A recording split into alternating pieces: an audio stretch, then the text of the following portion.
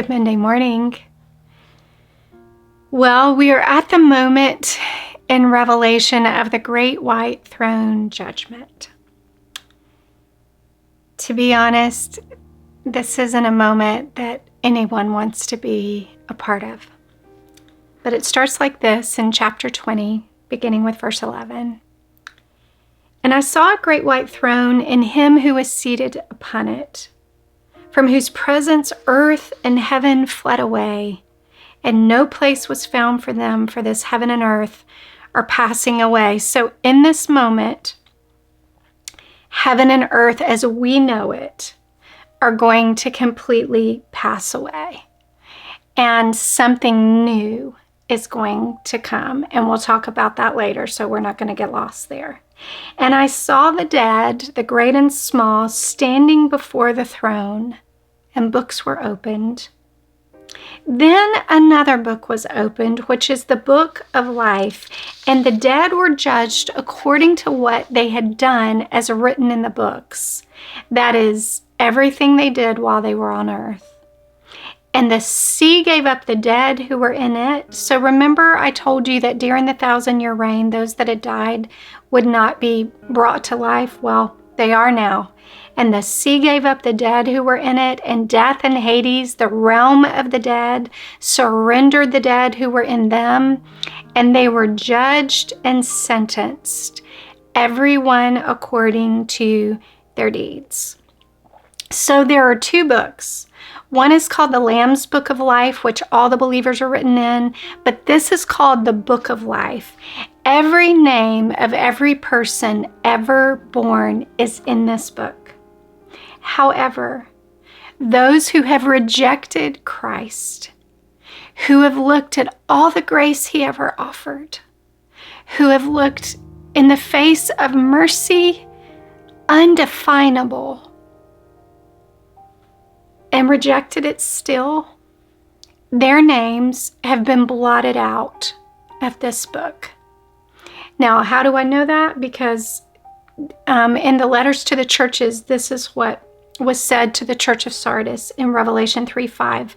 The one who conquers will be clothed thus in white garments, meaning the believers who have chosen Christ and conquered, and I will never blot his name out of the book of life. So that means that those who have rejected Christ and not conquered, their names will be blotted out. And it said, I will confess his name before my Father and before his angels.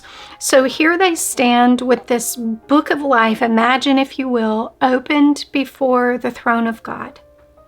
And he's looking down at the names that are blotted out.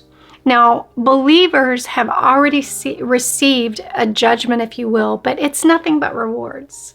It's a judgment seat of rewards, and we're rewarded for the life that we've lived on this earth, not for salvation, but the way we've been, the decisions and choices that we've made. And so remember, we talked about that there are levels of rewards. Well, now there is a judgment of deeds.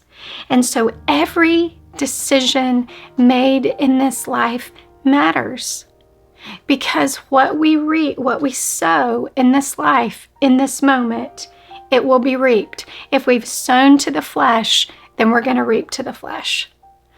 And listen to a few scriptures in regards to this moment. Matthew 16:27 says, for the Son of Man is going to come in the glory and majesty of his Father and with his angels, and then he will repay each one in accordance with what he has done. So everything that anyone's ever done against the plans and purposes of Christ is going to be laid bare in this moment. Matthew 12:37 says, for by your words, reflecting your spiritual condition, you will be justified and acquitted of the guilt of sin. And by your words, rejecting me, you will be condemned and you will be sentenced. Every word that has ever been spoken that has rejected Christ is going to come into account in this moment. Romans 2:16 says, on that day when, as my gospel proclaims, God will judge the secrets, all the hidden thoughts and concealed sins of men through Christ Jesus.